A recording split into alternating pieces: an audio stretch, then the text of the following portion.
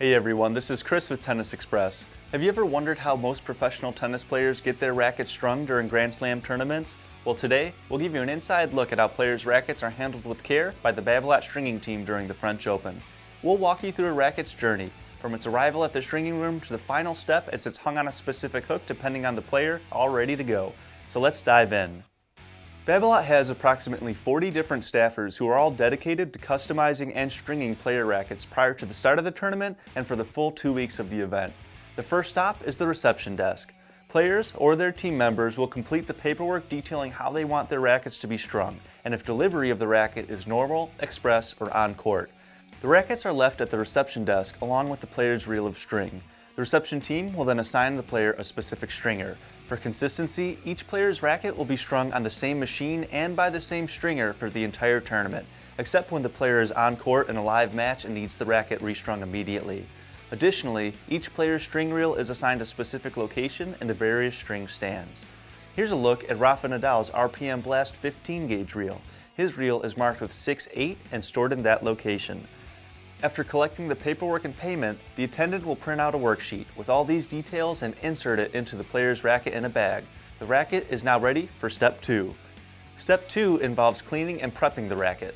Old strings are removed completely, after which the rackets are cleaned to remove any dust or clay. The third stop for a racket is the customization zone. It's here that readjustments and fixes will take place to ensure that the racket is ready for stringing. Racket specifications or grips, for example, can be changed here if needed. And then it's time for Step 4. This is where the stringing takes place. The Babolat stringing room houses 21 expert stringers from around the world. Each stringer has a specific machine assigned for the tournament. Their name, flag, and station number are marked on the side of the machine. This year, the stringer from America is at station number 2. He primarily strung for Dominic Thiem for these full 2 weeks.